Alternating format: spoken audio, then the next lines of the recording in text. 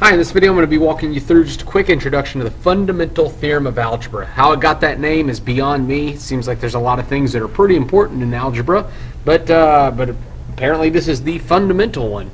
And basically the idea is that the degree of a polynomial will tell us a lot of information. And so I want you to notice here I have two setups here on the top. And basically these are just graphs that we would be given. This is like y equals something. Y equals something. We're not solving for x. We don't know what y is, so we can't solve for what x is. And typically what happens here is you're asked to graph these and find roots or zeros. Okay, so if we're looking for roots or if we're looking for zeros, that would be locations that it crosses the x-axis as we graph it. The degree of the polynomial will tell us then, and the degree of this one is the third degree. It's the third degree. That's the highest power of x. Tells us that we're really looking for three important locations. And what we're hoping in a situation like this is, let me get a separate piece of paper. Okay.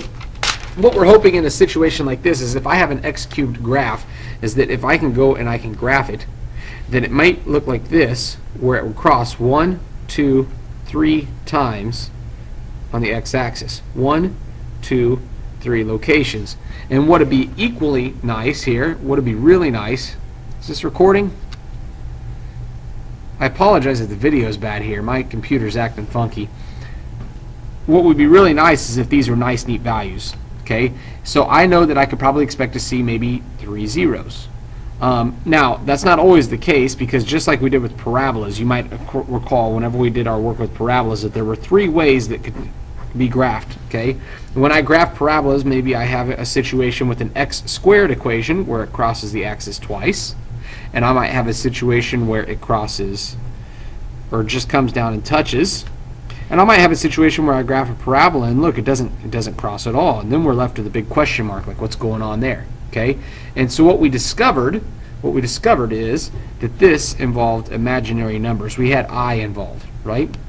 And down here we had 2 separate roots. Over here we had 1 root. But basically the idea is, in any of these situations, that would be an x squared problem. There are actually 2 roots to all of these equations. This time, 2 of them were visible, 2 unique roots. In this situation, it was the same root twice.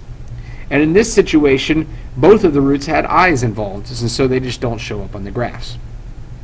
So basically we're going to do the same thing here. We might end up with a situation where maybe our x cubed graph comes down and I see one location where it crosses here and one location where it touches. Okay, and we're going to get into that in a little bit in a different video. And then we're also have situations where maybe it just crosses once and then it does this, and it's like, well, wait a second, I only see one of the locations.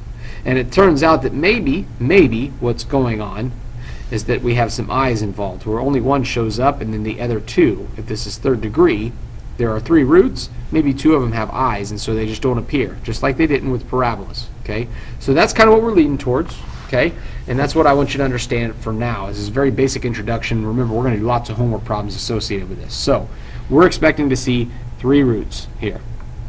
Over here, notice they're out of order, so we want to go find the highest power of x. That'd be x to the 4th power. That means it's a 4th degree equation, which means that I'm expecting to find 4 roots. And if I'm lucky, it's going to be 4 visible, unique points on the graph. Here's what I'm hoping, is that I go and I graph it, and it's going to go 1, 2, 3, 4. I would have 4 locations, maybe something like this. 1, 2, 3, 4 spots, right? That's what I'm hoping for. Maybe I get that. Maybe I don't.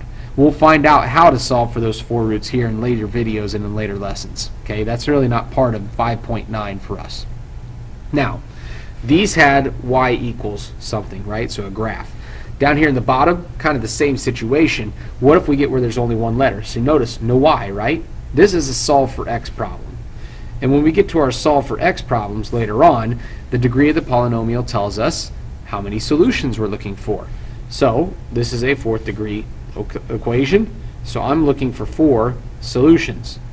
Now sometimes we might get the same solution more than once. Maybe it's going to involve square roots, maybe it's going to involve imaginary numbers. Our hope is that it's nice, neat numbers and they're all unique. Like, it'd be really cool if we could solve this and the answers were 1, 2, 3, and 4.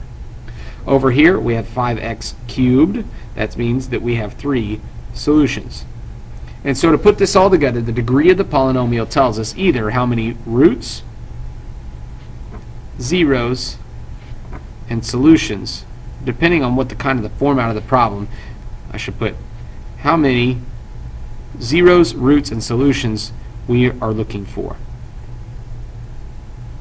So that's a great way to kind of judge, like, how do you know if you're done looking for answers for a problem? You've found them all. Well, if it's an x cubed, we're probably going to have 3 answers, okay? And that gives us an idea of where to start. So hopefully this video makes sense, and the next one we'll start talking about and really today is kind of a hodgepodge of ideas mixed together, okay? I'm just giving you some background information because we're going to start solving for x tomorrow.